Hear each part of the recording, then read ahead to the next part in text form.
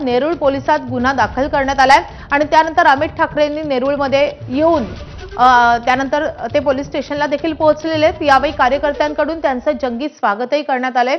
शिवाजी महाराजांच्या पुतळ्याला अभिवादन केल्यानंतर अमित ठाकरेंनी पायी कूच करत नेरूळ पोलीस स्टेशन गाठलंय।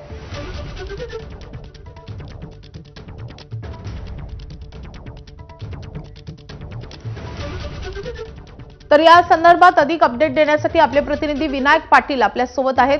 विनायक, कसं शक्ती प्रदर्शन मनसेच्या वतीने यावेळी करण्यात येत आहे आणि आता अमित ठाकरे पोलीस स्टेशन मध्येच आहेत का? अमित ठाकरे आहेत ते आता नेरूळ पोलीस स्टेशन मधून बाहेर आलेले आहेत। या ठिकाणी कायदेशीर प्रक्रिया आहे ते करून अमित ठाकरे आता पोलीस स्टेशन मधून बाहेर आलेले आहेत। या ठिकाणी आता मीडिया असे बोलतात की हे आता वाट पाहावं लागणार आहे, कारण आपण सांगतो की मोठ्या संख्येने गर्दी या ठिकाणी बरोबर त्यांचा आहे तो वकील टीम सुद्धा या पोलीस स्टेशन मध्ये गेली होती। आज कायदेशीर प्रक्रिया त्यांनी केलेली आहे। नोटीस नेरूळ पोलीस स्टेशनची स्वीकारलेली आहे आणि आता अमित ठाकरे हे नेरूळ पोलीस स्टेशन मधून इथे त्यांनी बाहेर पडतात। आपण पाहतो की मोठ्या संख्येने आता घोषणाबाजी केली जात आहे। कार्यकर्ते आहेत ते मोठ्या संख्येने जमा झालेले आहेत। अमित ठाकरे आता बाहेर आलेले पोलीस स्टेशन मधून या ठिकाणी ते मीडियाशी बोलणार आहेत।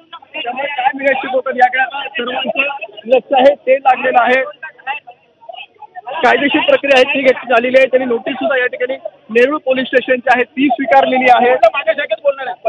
मोठ्या संख्येने आहेत ती लोक या ठिकाणी जमलेले, त्यामुळे आता थोड्या वेळामध्ये आहे ते अमित ठाकरे हे पत्रकार परिषद सुद्धा घेणार असल्याचं या ठिकाणी सांगितलं जातं। आपण पाहतोय की घोषणाबाजी आहे ती जोरदार केली जात आहे। नेरूळ पोलीस स्टेशन मधून आता नुकतेच अमित ठाकरे बाहेर आलेले आहेत। त्यांनी पोलीस स्टेशन पोलिसांनी त्यांना नोटीस दिलेली आहे या संपूर्ण प्रकरणाबद्दल।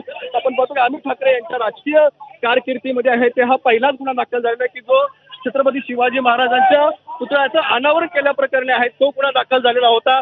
त्यामुळे या गुन्ह्याचं त्यांनी स्वागत केलेलं आहे आणि महाराजांसाठी आपल्यावरती पहिला जर गुन्हा दाखल होत असेल तो आपल्यासाठी स्वाभिमानाची गोष्ट आहे, अशा प्रकारचं अमित ठाकरे यांनी स्पष्ट केलं होतं।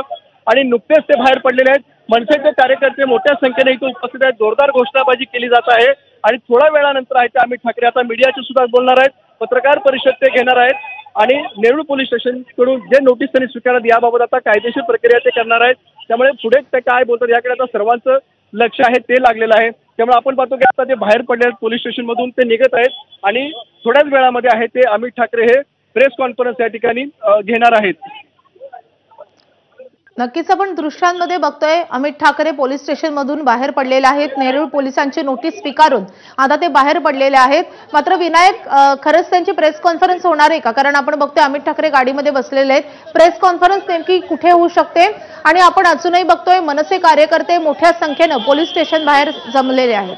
अमित ठाकरे आता थोड्याच वेळामध्ये या ठिकाणी सीवूडला मनसेचं आहे ते मध्यवर्ती कार्यालय आहे आणि त्याच मध्यवर्ती कार्यालयामध्ये प्रेस कॉन्फरन्स घेणार असल्याचं त्यांनी सांगितलेलं आहे। त्यामुळे आता सध्या आहेत ते गाडीमध्ये बसलेत अमित ठाकरे आणि